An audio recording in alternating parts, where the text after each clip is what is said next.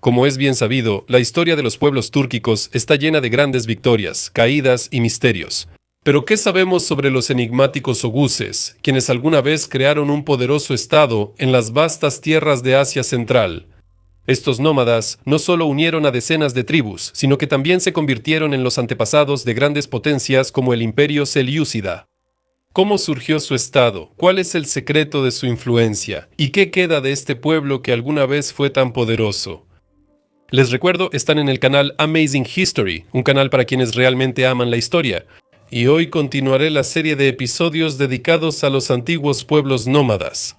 Antes de continuar, les pido que no olviden apoyar el canal a través de membresías en YouTube o Patreon.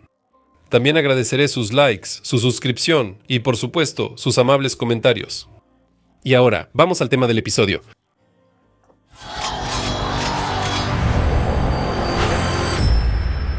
El origen de los agusos se remonta a las primeras tribus túrquicas que se formaron en las estepas de Asia Central, en el territorio de la actual Mongolia, Kazajistán y el noroeste de China. El nombre agus probablemente está relacionado con el término ok, que significa flecha o tribu, y el sufijo us, que indica pluralidad.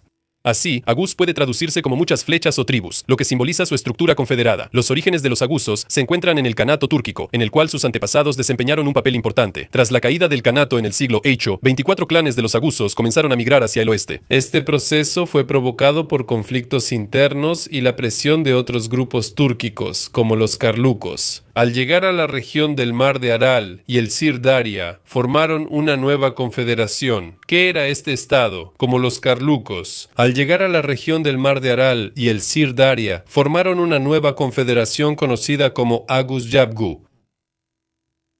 ¿Qué era este estado? Como ya mencioné, era una unión de 24 tribus, que a su vez se dividían en dos salas, Buzuki y Uchok. Según la leyenda registrada por el historiador persa Rashid al-Din, esta división se remonta a la leyenda del arco de oro y las tres flechas, encontradas por los 6 hijos del mítico Aguz Khan. El arco fue entregado a los hijos mayores para que lo dividieran entre ellos, recibiendo el nombre de Buzuki, que literalmente significa los que lo rompieron en partes, y las flechas a los menores, a quienes llamaron Uchoki, es decir, 3 flechas, ¿no? Algunas de las tribus oguz conocidas incluían a Kai, Bayati, Bayandiri, Kaniki y Ofshar. Algunas de estas tribus, más tarde, desempeñarán un papel significativo en la formación de varios estados túrquicos, de los cuales hablaremos un poco más adelante. Una tribu muy importante fueron los pechenegos, quienes aparentemente abandonaron la confederación en el siglo IX y se dirigieron más al oeste en busca de un nuevo hogar.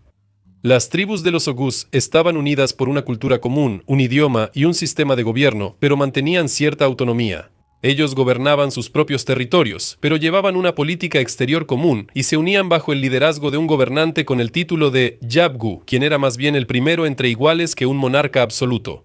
Este título fue heredado de las tradiciones del Kaganato túrquico, donde designaba algo similar a un gobernador. Es interesante que después de la disolución del Kaganato, los estados recién formados empezaron a llamar a sus líderes kaganes uno tras otro. Kagán significaba lo mismo que emperador, el gobernante universal de los pueblos nómadas, pero los oguses no usaban este título para su líder. Lo más probable es que esto esté relacionado con la naturaleza confederada de su estado, donde el poder estaba más distribuido. El poder del Yabgu estaba limitado por el Consejo de Ancianos y las tradiciones. Sin embargo, ante una amenaza externa o durante grandes campañas militares, su autoridad se fortalecía. Los oguz eran un pueblo seminómada, lo que los diferenciaba de muchas otras tribus túrquicas. Su estilo de vida consistía en migraciones estacionales. Pasaban el invierno en las estepas más cálidas del sur y el verano en los pastizales frescos de las regiones del norte. Esto les permitía utilizar eficazmente los recursos naturales y adaptarse al duro clima de Asia Central. De esta manera, cada familia de los oguz tenía al menos 2 lugares de residencia, lo cual era una característica distintiva de su vida cotidiana. Con el inicio de la formación del estado oguz, aproximadamente en el siglo VIII, los oguz aún vivían en yurtas, las viviendas portátiles tradicionales de los nómadas. Sin embargo, con el tiempo su vida se volvió más sedentaria. Comenzaron a construir casas y a desarrollar ciudades, siendo la más famosa de ellas Yangi Kent, la nueva ciudad. Esta ciudad se convirtió en la capital del estado Oghuz, el lugar de residencia del Yabgu y un importante centro comercial. En Yangi-Kent se encontraba el palacio del gobernante, una gran guarnición y bulliciosos bazares donde se realizaba comercio con pueblos vecinos, incluyendo a los quimacos en el Irtish. El río Sirdaria jugaba un papel importante en la economía de los Oghuz, proporcionando comunicación fluvial con las fértiles regiones de Maberanar, de donde se traía el grano. Por Yangi-Kent pasaban caravanas con algodón, seda, especias y grano, que se transportaban por la gran ruta de la seda. Esto hacía que la ciudad fuera no solo un centro político, sino también económico de toda la región.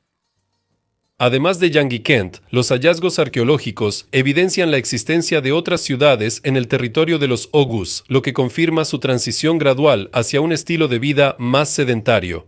A pesar de esto, la ganadería seguía siendo la base de su economía. Ellos criaban caballos, ovejas y ganado vacuno, lo que les proporcionaba alimento, ropa y transporte.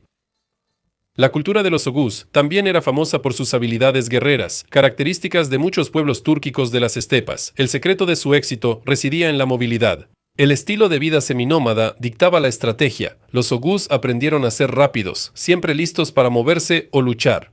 Los Oghuz eran excelentes jinetes y famosos por su arte en el tiro con arco, lo que los convertía en una fuerza formidable en los enfrentamientos militares. Los arcos de los Oghuz, hechos de madera, hueso y tendones, les permitían alcanzar objetivos a una distancia de hasta 500 metros. Esta arma los hacía mortalmente peligrosos, incluso antes de que el enemigo pudiera entrar en combate cuerpo a cuerpo con ellos. Pero los Oghuz también dominaban el combate cuerpo a cuerpo, sabían manejar sables, lanzas y hachas de guerra. Su guerrero de élite, incluida la guardia personal de Yabgu, llevaba armaduras lamelares hechas de placas metálicas o tiras de cuero. Sin embargo, los guerreros comunes, la mayoría de las veces, solo usaban ropa gruesa, que aunque no proporcionaba una protección seria, no restringía sus movimientos. Una de las tácticas favoritas de los Oghuz era la retirada fingida. Los guerreros simulaban una huida, llevando a los perseguidores a una trampa preparada de antemano. Esta maniobra les permitió más de una vez derrotar a un enemigo que los superaba en número. La base de la cultura túrquica antigua siempre fue el tengrianismo, pero para los siglos VIII y IX el mundo túrquico había cambiado mucho. Algunos de ellos empezaron a adaptarse a las nuevas condiciones, incluyendo la adopción de religiones mundiales. Por ejemplo, los házaros en el Cáucaso y en la región del Volga profesaron el cristianismo en diferentes épocas y luego se convirtieron al judaísmo. Los karajánidas fueron los primeros turcos en adoptar el Islam, lo que influyó mucho en su cultura y en su estado. Los uigures en la parte oriental de Asia Central primero adoptaron el maniqueísmo y luego el budismo. ¿Y qué hay de los Oghuz? Durante mucho tiempo permanecieron fieles al tengrianismo, lo cual correspondía a su estilo de vida seminómada. Viviendo en las estepas y dependiendo principalmente de la ganadería, los oghuzos continuaron las tradiciones de sus antepasados. Esto los acercaba a los pechenegos, quienes también, más que otros pueblos túrquicos, permanecieron fieles a las creencias tradicionales durante más tiempo. El tengrianismo en sí mismo es una religión única basada en el chamanismo y el animismo. En su base está la veneración de Tengri, el dios del cielo, la deidad suprema en el panteón de los antiguos túrquicos y mongoles. Tengri personificaba a una deidad benevolente y omnipresente que gobernaba el destino de las personas. En las fuentes dejadas por viajeros musulmanes se menciona que los túrquicos, antes de eventos importantes o antes de comenzar una batalla, levantaban la cabeza hacia el cielo y gritaban Bir Tengri, que se traduce como Dios único. Aunque originalmente el tengrianismo incluía elementos de politeísmo, los oghuzos desarrollaron gradualmente conceptos monoteístas. Ellos se convirtieron en algunos de los partidarios más consistentes de la fe en un solo Dios entre los pueblos túrquicos. Entre otras características del estilo de vida oghuzo túrquico, sin duda destaca el papel de la mujer, tanto en la familia como en la sociedad en general. El viajero árabe Ibn Fadlan viajó por las tierras de los oghuzos y quedó impactado por lo que vio. Ellos, los oghuzos, no se limpian ni de los excrementos ni de la orina. No se lavan después del acto sexual ni nada por el estilo. Ellos en general no tienen nada que ver con el agua, especialmente en invierno. Sus mujeres no se esconden ni de los hombres ni de nadie más. De la misma manera, las esposas no cubren ninguna parte de su cuerpo ante nadie. Sin embargo, los turcos oguz no estaban aislados del resto de la civilización. Antes comerciaban con mercaderes de tierras extranjeras y estaban muy cerca de importantes nodos de la ruta de la seda, incluyendo las ciudades de Bujará, Samarcanda y Otrar. Con el tiempo integraron aspectos de otras culturas, como el uso de palabras tomadas del persa, así como el islam, que comenzó a difundirse entre los turcos oguz, aunque al principio solo afectó a algunas tribus. Ahora, detengámonos en la historia política de los oguz.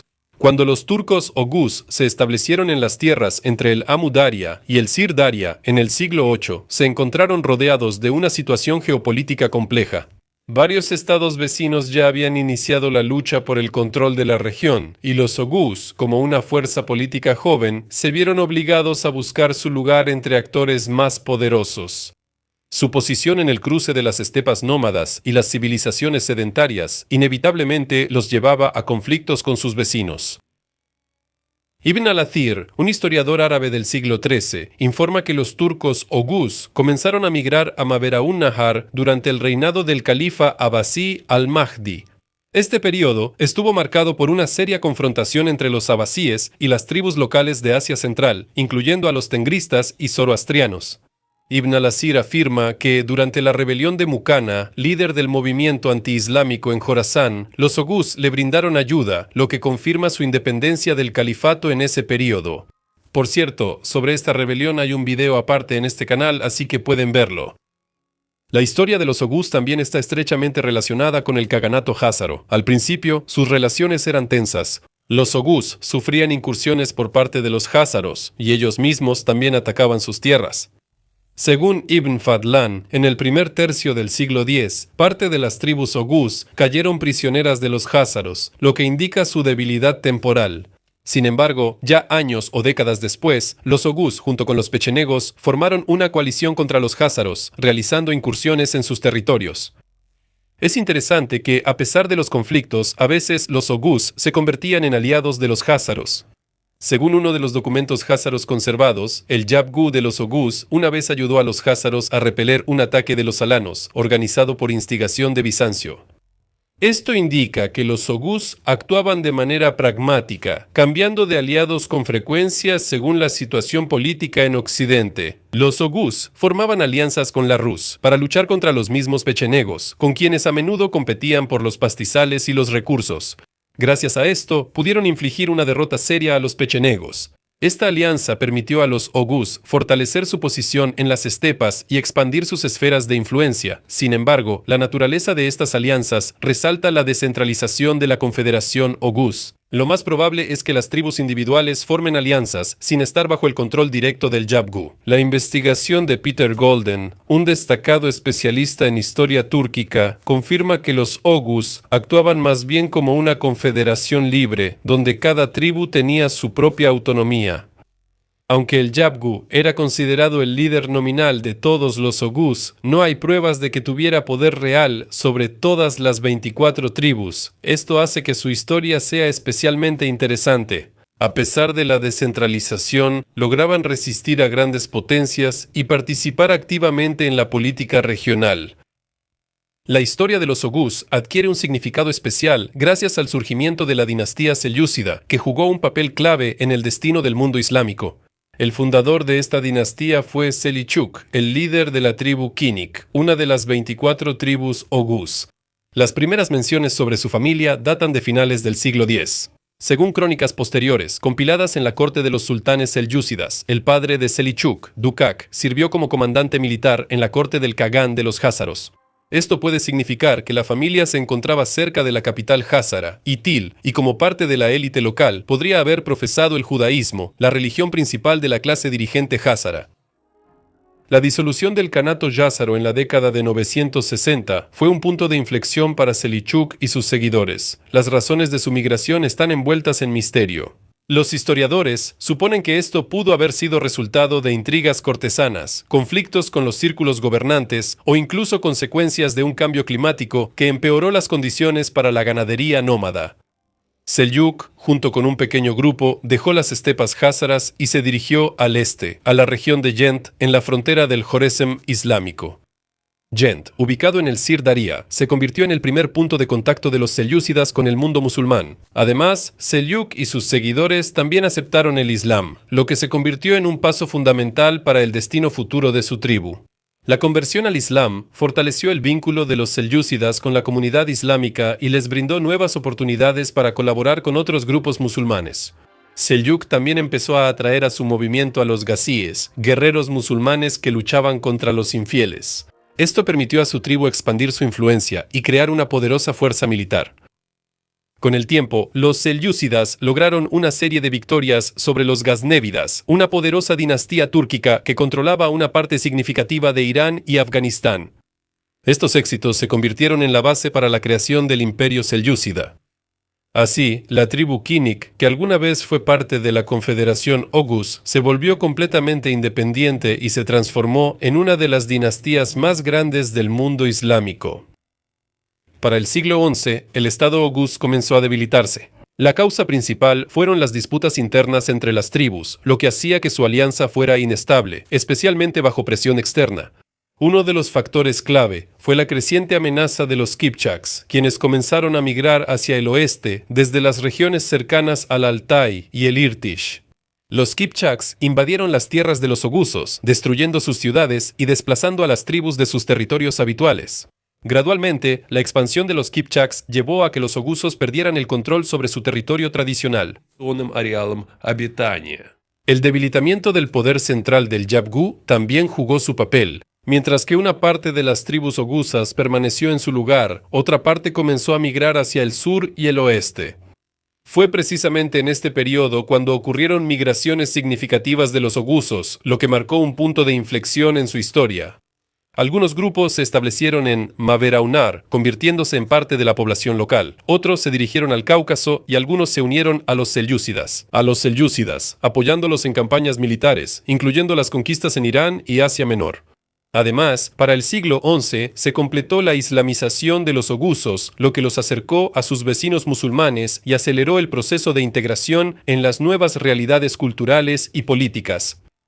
Los oghuzos se disolvieron entre formaciones etnopolíticas más grandes. Una parte se integró en los estados selyúcidas y otra quedó bajo el control de los karajánidas. De esta manera, el estado de los oghuzos desapareció del mapa político, pero su herencia cultural y étnica continuó viva en varios pueblos túrquicos, incluyendo a los turcomanos, azerbaiyanos y turcos modernos.